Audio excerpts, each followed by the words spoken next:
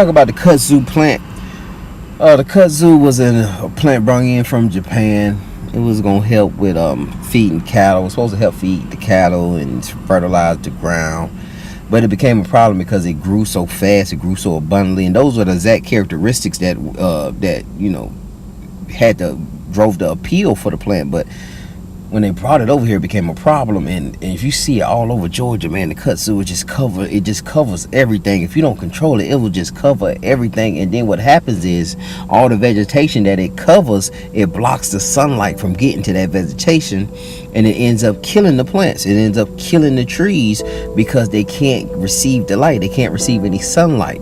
And I want to use the analogy to show that the kudzu can be used as sin. The kudzu can be used as the ways of the world, and you dabbling in the ways of the world, and you're walking in darkness, and eventually that sin is going to cover you, and you're going to die. Wages of sin is death. I want to hit you with Proverbs chapter 6 verse 23. For the commandment is a lamp, and the law is light, and reproof of instructions are the way of life. Psalms 119 verse 105. Thy word is a lamp unto my feet and a light unto my path. A lot of you don't know which way to go. A lot of you spiritually lost because you've been covered with sin. You've been covered with the world's kudzu. You've been covered with darkness, and you're walking in darkness, and so you know not what you stumble at, right? A lot of you been cursed with darkness. You know what I'm saying? A lot of you been blinded by darkness, but most of this kudzu has been placed on you because of you.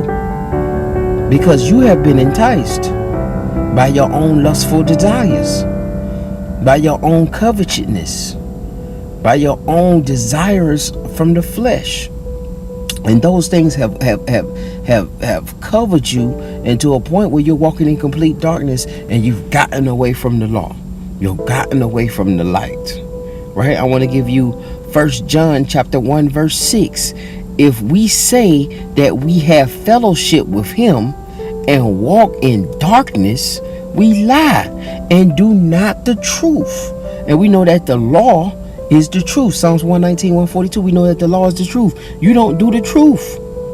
You lie because you walk in darkness and you have no fellowship with Yahweh. I don't care how long you've been going to church. I don't care. If you're walking in darkness, you have no fellowship because he has no darkness within him. And he's not going to dwell anywhere that's a temple of darkness.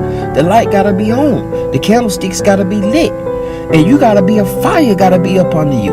The darkness is coldness, right? And that's why a lot of you are lukewarm, man. A lot of you lookies. A lot of looky. You know what I'm saying? You lukewarm out here.